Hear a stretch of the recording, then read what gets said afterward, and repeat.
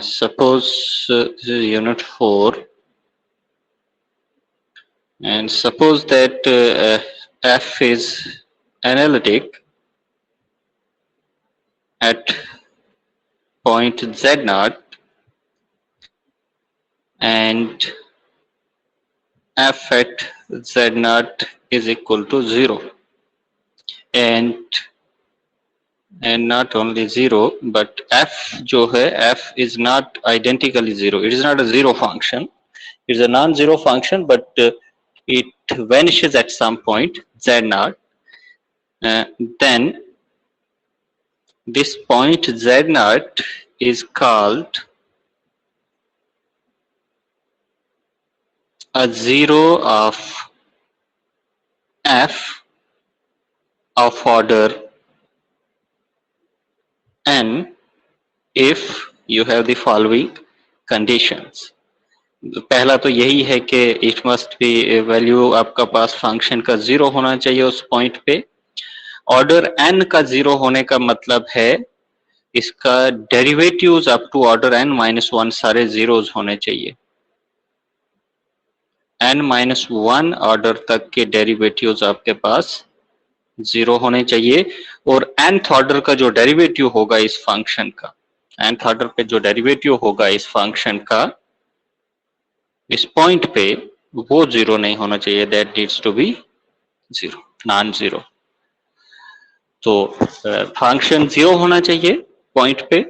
आपके पास फंक्शन के derivatives up to n-1th order 0 होने चाहिए और nth ऑर्डर का डेरिवेटिव 0 नहीं होना चाहिए. उस केस में z naught को हम बोलते हैं z naught is a zero of order n of this analytic function f. If you look at this example, for example, look at this function.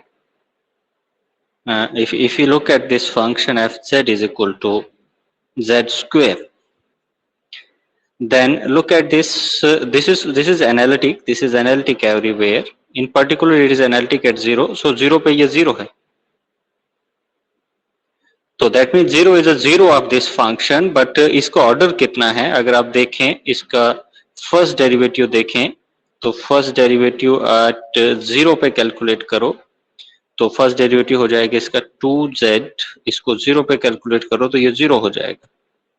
इसी तरह से सेकंड डेरिवेटिव देखिए, इसका सेकंड डेरिवेटिव भी 0 पे कैलकुलेट करो तो सेकंड डेरिवेटिव का वैल्यू आपके पास आता है 2.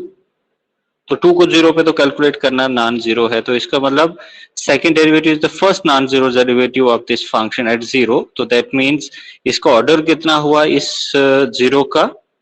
That means this z equal to 0 is a 0 of this function fz equal to z square of order. कितना ऑर्डर होगा कोई बताएगा मुझे? What should be the order? Order 2 होना चाहिए क्योंकि आपके पास फर्स्ट ऑर्डर फंक्शन 0 है, फर्स्ट ऑर्डर डेरिवेटिव भी 0 है, सेकंड ऑर्डर डेरिवेटिव इसका फर्स्ट जो है फर्स्ट डेरिवेटिव जो है इसका that is the second derivative is non 0. इसी तरह से if you look at this function, if you consider the function sin z and you see that f at pi देख लीजिएगा. You know that what is the value of sin at pi is 0. It is 0. So that means pi is a 0 of sin function z. And what is the order? इसका order कैसे determine होगा? इसका derivative निकालो, first derivative निकालो. First derivative of this at z equals to pi calculate करते हैं तो ये आ जाएगा आपके पास cos of z at z equals to pi. तो इसका वैल्यू कितना होगा यहाँ पर? cos pi is -1. This is not 0. First derivative इसका पाई पे 0 नहीं है लेकिन फंक्शन 0 है, तो इसका मतलब that is the order of 0 z equal to pi. This is the 0 of sin z is 1. इसका ऑर्डर 1 हो जाएगा वहां पर क्योंकि फर्स्ट डेरिवेटिव नॉन 0 उस पॉइंट पे. ठीक है जी, is it clear to all of you? Yes sir. So इस तरह से you can find all the zeros and you remember fundamental theorem of algebra. Fundamental theorem of algebra हमने करी थी. Remember fundamental theorem of algebra. Fundamental theorem of algebra क्या कहती थी कि मैं उसके corollary मेंशन करूंगा कि a non-constant polynomial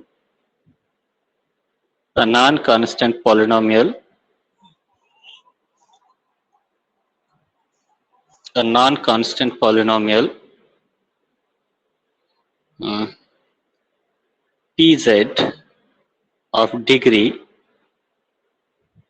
n has at most n zeros in C.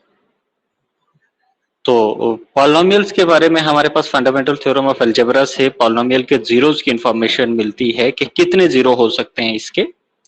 तो इसका बाउंड है जी कि it can not have more than n zeros where n is the degree of the polynomial. But what about arbitrary analytic function? For example आप sin z ही ले लीजिएगा. sin z is equal to 0 for all z. अगर multiple of पाई ले लीजिएगा, you take all the multiples of pi, sin z is 0. That means where n can be any integer. You have infinitely many integers. That means this has infinitely many zeros. Has infinitely many zeros. It has infinitely many zeros. So we cannot have that kind of analog of fundamental theorem of algebra for functions like sin z. ऐसे function जो polynomials नहीं हैं उनको आप transcendental बोलते हैं. तो transcendental functions के लिए ट्रांसीडेंटल एनालिटिक या ट्रांसीडेंटल एंटायर फंक्शन बोल सकते हो आप इसको, क्योंकि ये एंटायर फंक्शन है. इनके लिए हमारे पास फंडामेंटल थ्योरम ऑफ अलजेब्रा का कोई एनालॉग नहीं है. बट हाँ, हम जरूर ये देखेंगे कि डिस्ट्रीब्यूशन देखेंगे जीरोस की, कि आपके पास एक फंक्शन है, you have a function defined on some domain D. तो उसके पास कुछ जीरोस हैं, और जीरोस कितने हैं, फाइनाइट भी हो सकते हैं, इनफाइनाइटली मेनी जीरोस भी हो सकते हैं. बट उनकी डिस्ट्रीब्यूशन हम देखेंगे कि डिस्ट्रीब्यूटेड कैसे होंगे जी फंक्शन पे. तो यूजुअली हम फंक्शन, क्योंकि आपके पास अगर तो फंक्शन कांस्टेंट है तो कांस्टेंट फंक्शन की दो ही पॉसिबिलिटीज हैं, या तो फंक्शन जीरो है, तो अगर आइडेंटिकली जीरो है तो हर पॉइंट इसका जीरो हो जाएगा, तो इसके पूरा डोमेन इसको जीरो से भरा होगा. और दूसरा, अगर ये नॉन जीरो है तो ये कोई कांस्टेंट ए होगा जिसका कोई भी जीरो नहीं होगा. तो ये ट्रिवियल सा केस है, इसको थोड़ा सा अलग रखेंगे, इसको लेने की जरूरत नहीं है. तो दैट मीन्स इंटरेस्टिंग होगा आपके पास नॉन कांस्टेंट एंटायर फंक्शन. तो नॉन कांस्टेंट एंटायर फंक्शंस के लिए हम देखेंगे कि जीरो जो होते हैं इसके, व्हाटसोएवर नंबर इज, चाहे फाइनाइट है या इनफाइनाइटली है, तो वो हमेशा आपके पास आइसोलेटेड होंगे. Isolated means, you know what is the definition of an isolated point. Isolated point की डेफिनेशन क्या होती है कि आपके पास if suppose you have D in C and a point z naught in D is isolated point, is said to be an isolated point of D if there is a disk, some disk around z naught of some radius rho such that इस disk के अंदर accept z not, इसके अंदर d का कोई भी point नहीं होना चाहिए. दैट मीन्स इसका इंटरसेक्शन एम्प्टी होना चाहिए. You have this type of situation. For example, अगर कोई पॉइंट, या मैं एक पर्टिकुलर सेट ले लेता हूँ, आप सेट ऑफ रियल, आप ये सेट ले लेता हूँ मैं, late d be is equal to this set z such that imaginary part of z is equal to 0. ये तो रियल लाइन आ गई. यूनियन में ये वाला पॉइंट ले लेता हूँ, z equal to 1 प्लस आई, ये पॉइंट। तो आप देखिएगा ये आपके पास z का दो पार्ट्स हैं। एक पार्ट आपके पास ये रियल एक्सेस पूरी आ जाती है क्योंकि इसके बाद इस पर आपके पास इमेजिनरी पार्ट 0 होता है। दूसरा एक पॉइंट और साथ में इसके 1 प्लस आई है, तो 1 plus I will be point somewhere here 1 plus I. तो 1 plus I is an isolated point because you can draw a disk around this point and such that this disk contains no other point of this set D other than the point that is at the center. ठीक है जी, तो ऐसा कोई भी point होगा that is a isolated point. So based on this we will prove that the zeros are isolated. Zeros of a non-constant analytic function are isolated. That means if there is a zero of an analytic function at point Z naught, then you have another zero Z1, then definitely between these two zeros you are going to have a positive distance, क्योंकि इसके around भी एक disc आपको मिलेगी, इसके around भी आपको एक डिस्क मिलेगी और इन डिस्क्स में Z0 के या Z1 के अलावा कोई और जीरो नहीं होंगे, तो ऑब्वियसली Z1 और Z0 आपके पास एक पॉजिटिव डिस्टेंस पर होंगे फ्रॉम ईच अदर। या आप इस तरीके से भी कह सकते हैं कि जीरो जो होते हैं दे डू नॉट एक्यूमुलेट, तभी तो वो आइसोलेटेड हैं। तो but before that we prove first result that I call as a lemma to our main theorem of the main theorem will be that zeros are isolated. What I'm going to prove is that suppose that Z0 is a zero of f, ठीक है, then जब मैं बोलता हूँ zero of F that means आप analytic है Z0 पे, then there is an analytic function, there is an analytic this zero of F order भी मेंशन करता हूँ ऑफ ऑर्डर n, ठीक है, इसका ऑर्डर भी मेंशन करते हैं कि इसका ऑर्डर n है। तो what is the conclusion, then there is an analytic function h, but there is a function that there is, I will just write there is a function h analytic at Z0 such that f has a factorization of this form z minus Z0 to power n h of z, where h is not vanishing at Z0। ये आप factorisation आप कर सकते हो, ये factors polynomial की तरह आप कर सकते हो एनालिटिक फंक्शंस के भी जी। ये बड़ी इंपॉर्टेंट फैक्टराइजेशन है आपके पास कि अगर जीरो ऑफ ऑर्डर n है तो you can bring out the factor z minus Z0 from, and you will see how powerful the Taylor theorem is. हम टेलर थ्योरम यहाँ अप्लाई करेंगे। अब देखिए टेलर थ्योरम क्या कहती है, टेलर थ्योरम कहती है कि आपके पास अगर फंक्शन एनालिटिक है एक पॉइंट पे, तो उस पॉइंट के अराउंड आपको एक नेबरहुड मिलेगा, एक डिस्क मिलेगी, उस डिस्क पे आप उस फंक्शन का टेलर सीरीज लिख सकते हो। तो since you have this function f which is analytic at Z0, since f is analytic at Z0, so we consider the Taylor series, it has a Taylor series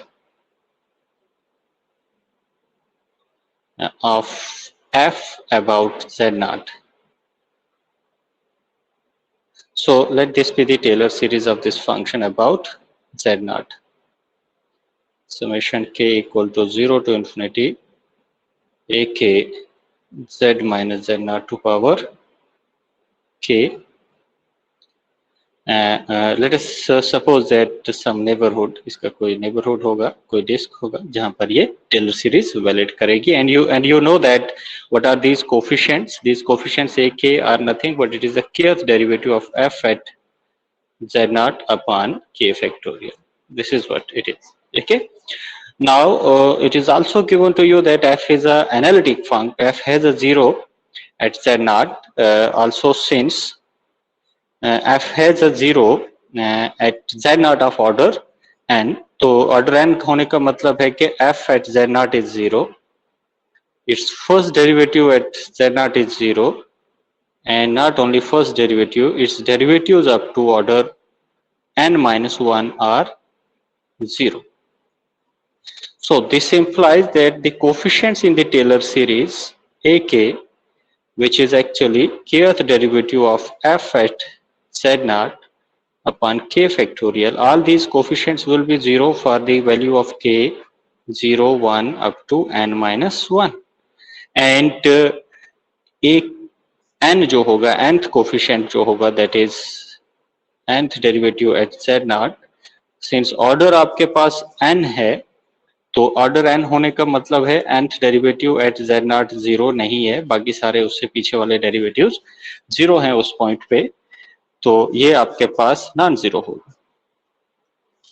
अगर ये non zero है तो अब देखिए ये टेलर सीरीज आपके पास क्या बन जाती है, दस द टेलर सीरीज,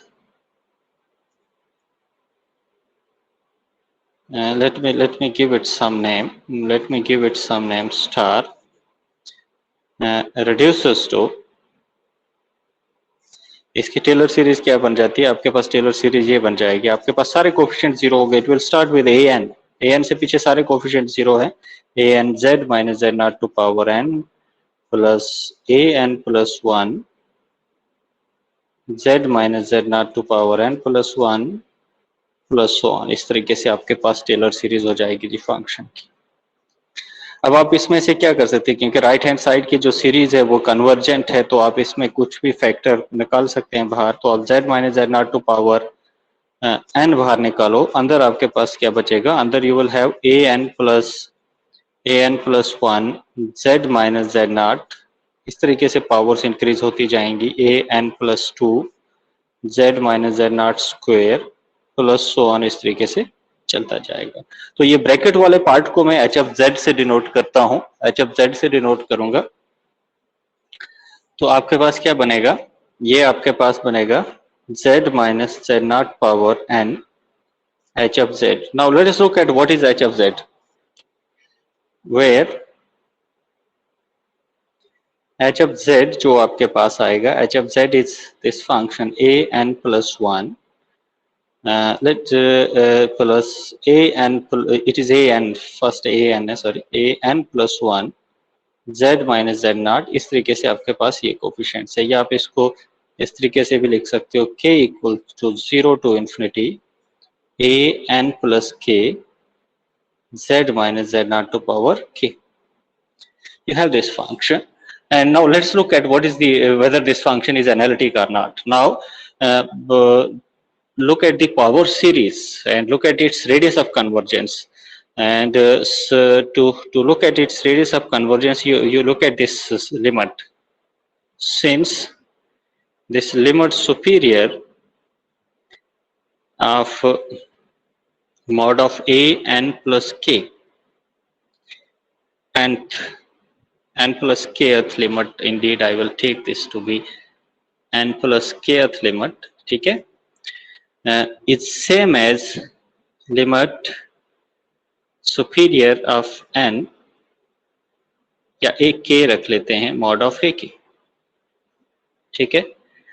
तो अगर ये इक्वल है, क्योंकि देखिए ये क्यों इक्वल है, आपके पास ये जो राइट हैंड साइड पे आपके पास लिमिट है, राइट हैंड साइड की जो लिमिट है वो इस सीक्वेंस की लिमिट है, a1 a2 सो ऑन, इसकी लिमिट है, और जो लेफ्ट हैंड साइड में आप लिमिट ले रहे हो वो लिमिट है आपके पास an प्लस 1 से आगे वाली है, ये सेम सीक्वेंस है, इंडीड ये पार्ट है इसकी सीक्वेंस का, ये जो लेफ्ट हैंड साइड है ये उसका एक टेल बोल सकते हो आप इसको, this is a tail of this sequence a1 a2 a3, तो टेल और सीक्वेंस की लिमिट हमेशा सेम होती है, उसमें कोई दिक्कत नहीं, क्योंकि you are just omitting only finite number of terms, तो उसकी लिमिट का लिमिटिंग बिहेवियर सेम रहेगा, तो इन दोनों का लिमिट सेम होगा।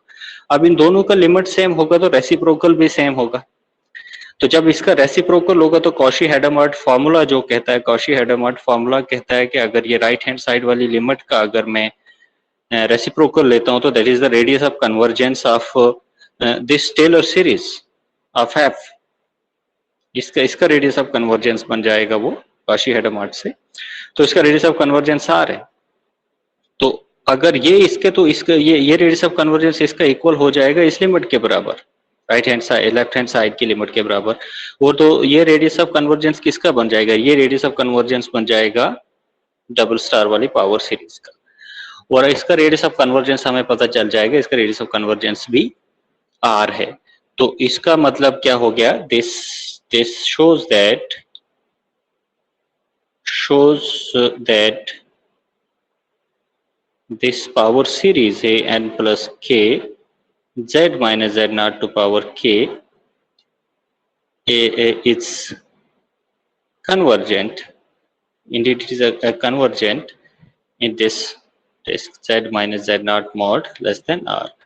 तो अगर ये convergent है तो you know that the power series represents an analytic function in the disk of convergence. तो ये disk of convergence में analytic होगी, तो इसका मतलब that is hz आपके पास जो होगा which is the limit of this Taylor series is analytic. This function is analytic. This is analytic in this whole of the disk, so in particular it is analytic at z naught. ये हो गया जी। And clearly आप अगर h की value at z naught calculate करें, ये h है आपके पास, ये h का वैल्यू है यहाँ पर, तो h का वैल्यू एट z naught अगर आप देखें तो h का value at z naught an आता है। तो clearly value of h at z naught जो है this is an, and an is what it is, nth derivative of f at z naught upon n factorial, and clearly this is not equal to 0, that means h at z naught not 0. तो one way आपके पास ये complete है कि once you have a function which has 0 of order n at z naught, then you can factor this function at z minus z naught power n times h of z. So this is the one way. Now other way also it holds that conversely we suppose that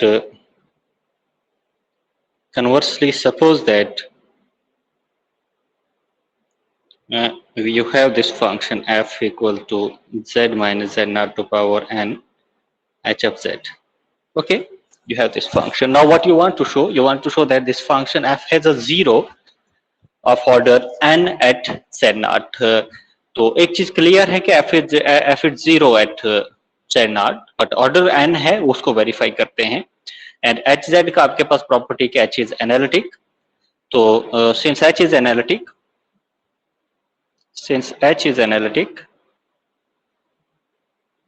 at z naught, and ये भी मालूम है कि h at z naught is not equal to 0, so consider the Taylor series of h. Taylor series is analytic function has a Taylor series of h. Let its Taylor series be given by this something coefficient b1 plus b2 z minus z naught square plus so on, इस तरीके से, ठीक है। और h का value at z naught जो है that is b1 and that is non-zero, then you see that b1 is non-zero, ठीक है। तो अब अगर आप इसको z minus z naught power n से मल्टीप्लाई करेंगे, you will get a Taylor series of आपके पास रेडियस ऑफ कन्वर्जेंस सेम रहेगा, you will get the Taylor series of fz. So fz आपके पास जो बन जाएगा, this will be z minus z naught to power n into hz, this is, and ये क्या बनेगा, it will be b1 z minus z naught to power n plus b2 z minus z naught to power n plus 1 plus 1. तो अब देखिए this is a tailor series, this is a power series. मैं इसको इस तरीके से लिख सकता हूँ, दिस इज ए के running from 0 to infinity and its powers are running from z minus z naught to power n plus k. तो या आप इसको वेयर इज इक्वल टू, या आई विल जस्ट राइट के, मैं इसको थोड़ा और सिंप्लीफाई करते हैं, sorry I need a eraser, okay, power के वेयर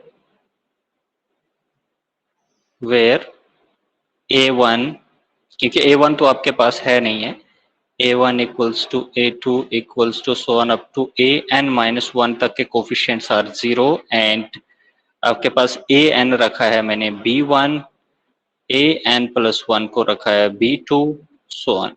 ठीक है, this is a power series and all these first n-1 coefficients are 0, a0 से लेकर सारे 0 हैं, a0 a1 सारे 0 हैं। तो इसका मतलब क्या हो गया, when you say that a0 equal to 0 मतलब a0 is f at z0 is equal to 0। इसी तरह an-1 when you say that it is 0 that means n-1th derivative of function at z0 upon n factorial is 0, but upon n factorial 0, n factorial तो non zero है तो आपके पास n-1th derivative आपके पास 0 हो जाएगा, this will be 0। तो सो आपके इस तरह से इस फंक्शन के सारे derivatives up to n-1 order तक सारे 0 हो जाते हैं। और nth ऑर्डर पे देखिएगा and look at the nth order derivative eight z0 which is upon n factorial लिखते हैं, which is actually the coefficient an, but coefficient an क्या है b1 and b1 is value of h at z0 और by hypothesis this is non zero. तो इसका मतलब ये non zero है तो इसका मतलब nth डेरिवेटिव f फंक्शन का eight z0 is non-zero। So what you have now, you have that function f which is 0 at z0 and its all derivatives of order up to order n-1 are 0, and whereas nth order derivative is non-zero at z0, hence according to definition of 0 of a function, this function has a 0 of order n at z0। Is it clear? बोलो। Yes, sir. Yes, sir. So yeah, this is very important factorization that any function can be factored provided you know its order। ठीक है, now we will prove the main result and an important result that zeros of an analytic function, non-constant analytic function, that zeros of a non-constant analytic function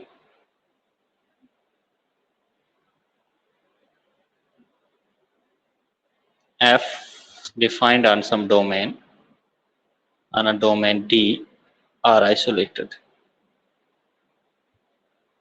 and let us prove this thing।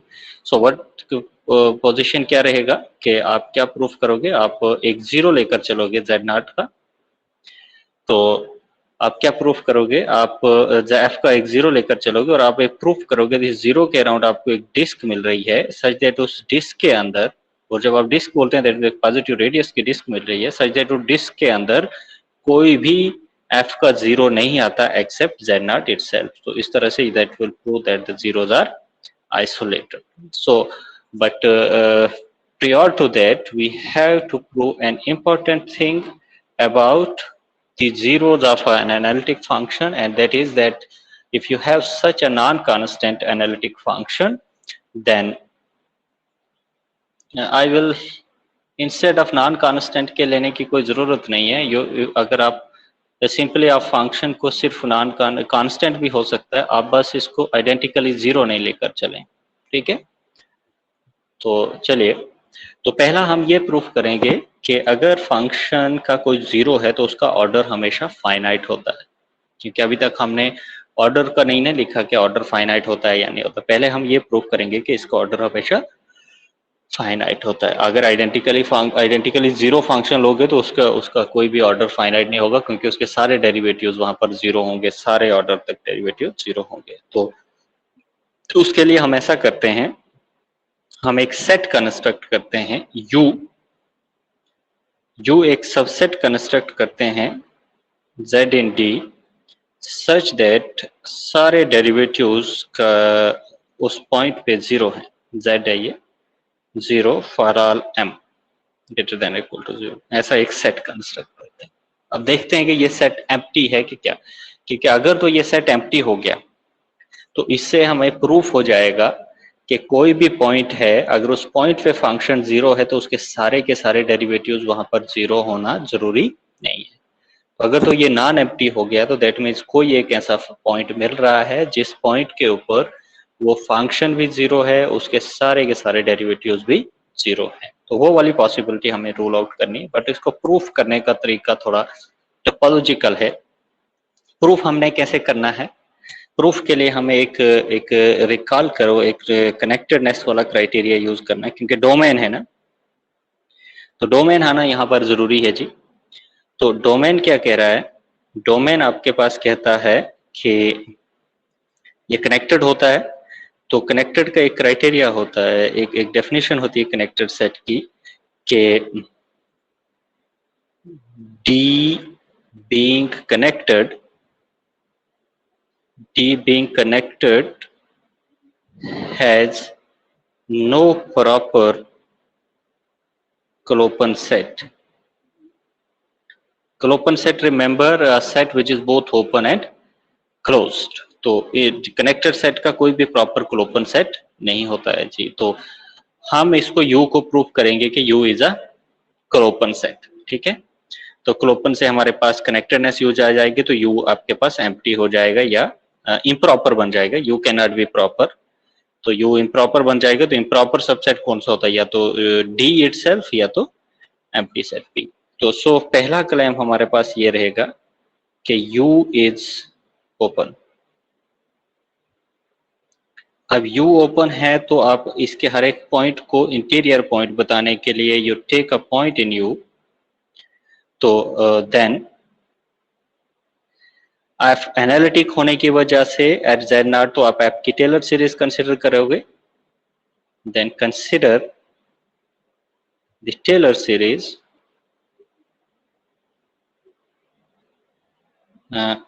इस फंक्शन की Z not के around आप Taylor series consider करो। AK where K from 0 to infinity, this is Z minus Z naught to power K, and it is valid in some disk, जो Taylor series का एक analytic function है point Z not पे, तो आप इसकी Taylor series हमेशा consider कर सकते हो।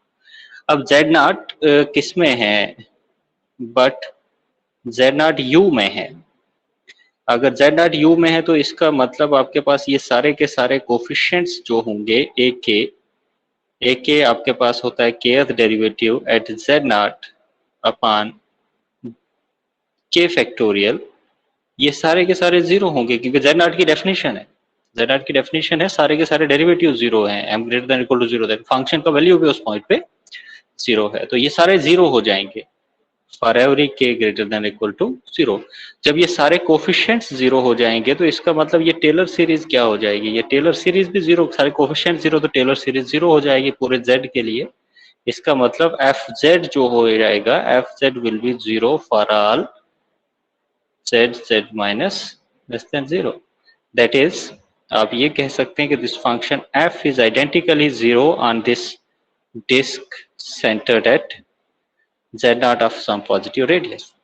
अगर ये फंक्शन इस डोमेन पे जीरो है तो इसके सारे के सारे डेरिवेटिव्स भी जीरो हो जाएंगे।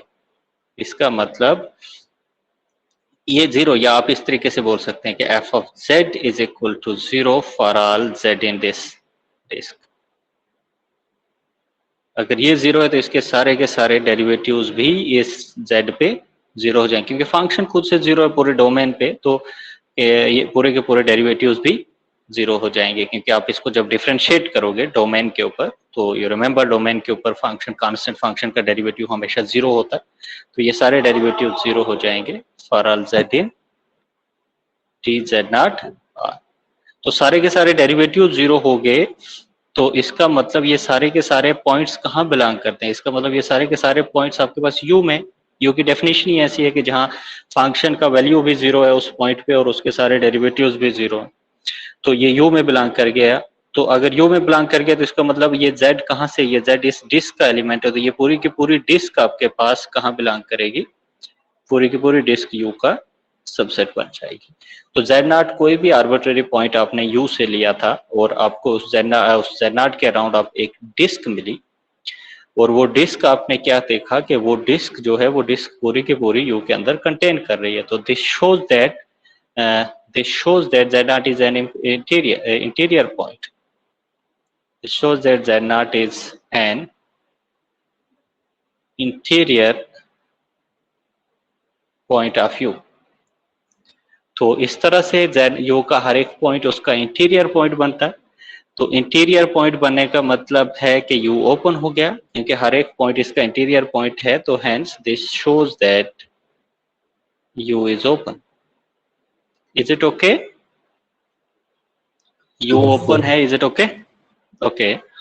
तो क्लोपन शो करने के लिए अब हमारे पास this proves the claim that U is open. Now next we show that U is closed. अब क्लोज सेट को शो करने का क्या तरीका है कि आप उसके कंप्लीमेंट को ओपन शो करो।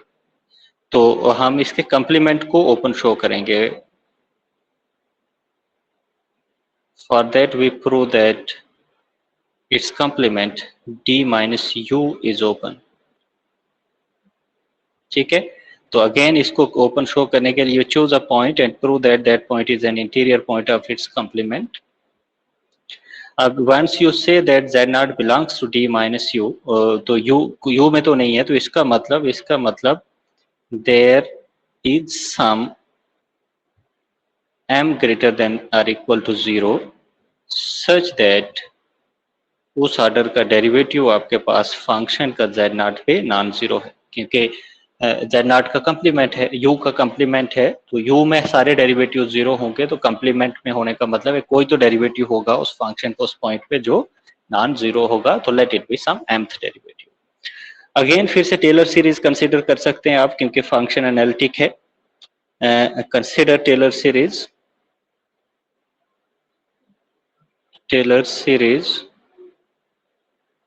of f about z0, तो let this be the Taylor series।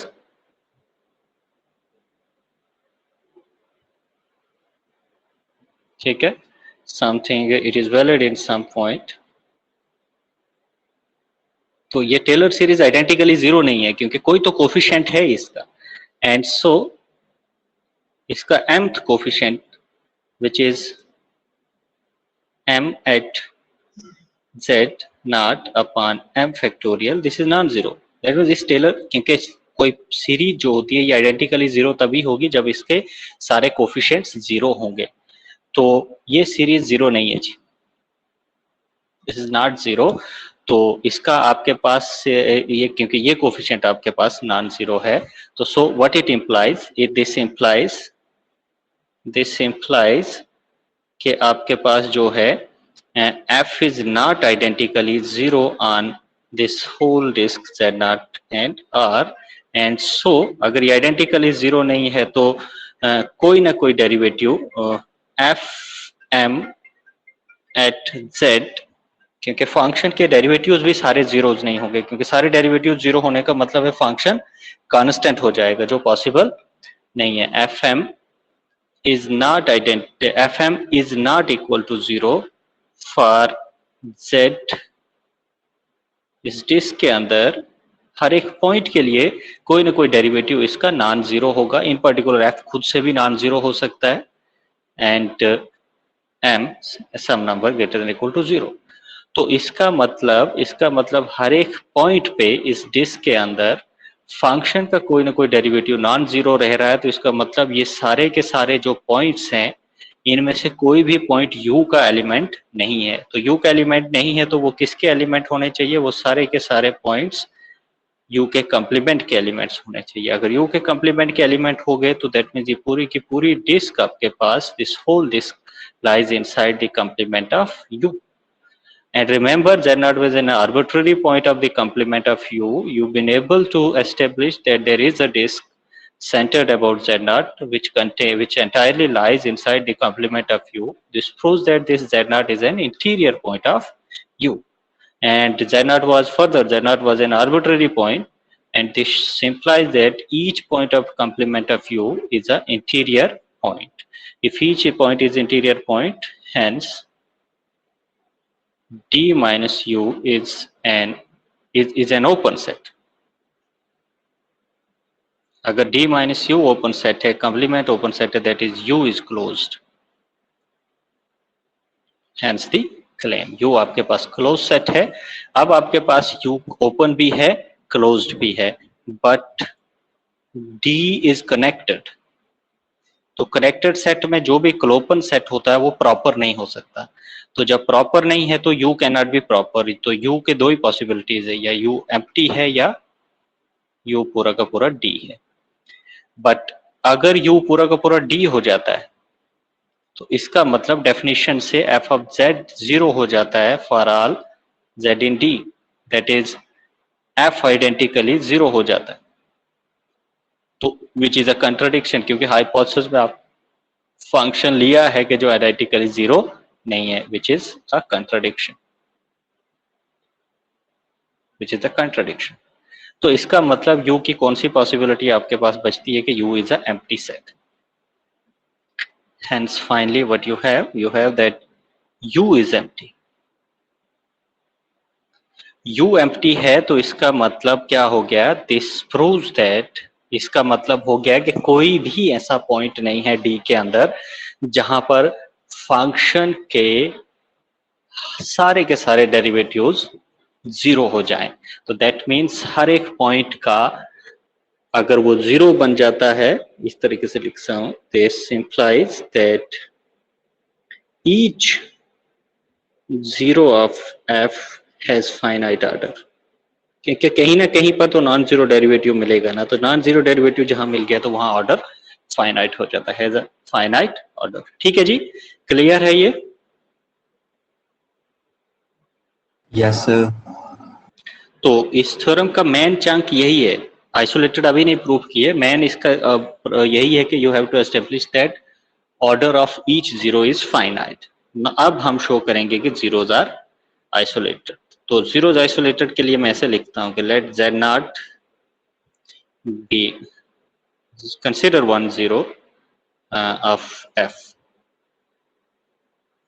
तो अभी इससे पहले हमने एक रिजल्ट प्रूव किया था कि हम इसको फैक्टर कर सकते हैं, then I can factor this function as z minus z naught power n times some function h z, where h is analytic at z naught, and h at z naught is not equal to 0।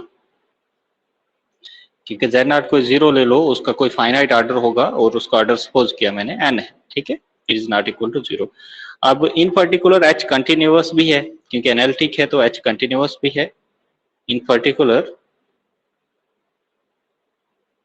h is continuous, और continuous functions का result आपको मालूम होगा कि अगर function एक point पे zero है, जीरो नहीं है, तो वो इमीडिएटली जीरो नहीं होता है, वो उसके एक नेबरहुड में नॉन जीरो हो जाएगा। तो h is continuous, so we can choose a neighbourhood. Choose neighbourhood का मैं एक रेडियस दे देता हूँ rho positive, such that h at z is not equal to 0 for mod z minus z naught less than this distance। ठीक है, क्योंकि continuous functions का ये प्रॉपर्टी है जी, आप इसको नोटिस कर सकते हैं, आप इसको नोट कर सकते हैं। You can see this is a property of continuous function कि अगर कंटिन्यूस फंक्शन एक पॉइंट पे जीरो नहीं है तो उसके एक नेबरहुड मिलेगा, उस नेबरहुड पे भी वो फंक्शन कहीं पर जीरो नहीं होगा। ठीक, ये रियल नंबर्स में भी, रियल एनालिसिस का भी ये रिजल्ट है, which holds true in complex analysis as well. तो that means H Z zero नहीं है इस चीज का मतलब, और इसका मतलब Z minus Z naught into H of Z कहाँ जीरो नहीं होगा, it will not be zero for, क्योंकि जेड नॉट पे तो ये जीरो है, तो मैं इसको इस तरीके से लिख सकता हूँ, तो ये यहाँ जीरो नहीं होगा। क्लियर है ये? देखो, is it okay? Yes sir. तो but what is this thing? But what is this thing? This thing is nothing but this is f of z। इसका मतलब f of z आपके पास इस डिस्क में z नॉट के अलावा कहीं और भी जीरो नहीं है। तो इसका मतलब अगर f का कोई जीरो है तो वो इस डिस्क के बाहर ही है। दैट मीन दूसरा कोई भी जीरो अगर है तो उस जीरो का डिस्टेंस z नॉट से एटलीस्ट रो है। इसका मतलब आप कह सकते हो this implies the distance of any other zero of f, if there is any, अगर कोई है तो if there is any is at least row where row is a positive number from Z naught. So what it implies? This proves that the zeros are isolated क्योंकि हर एक zero अपने एक positive distance पे from the other zero. This proves that zeros of such an f which is not identically zero are isolated. ये था जी आपके पास interesting proof इसका. तो now if you have any question बोलिए.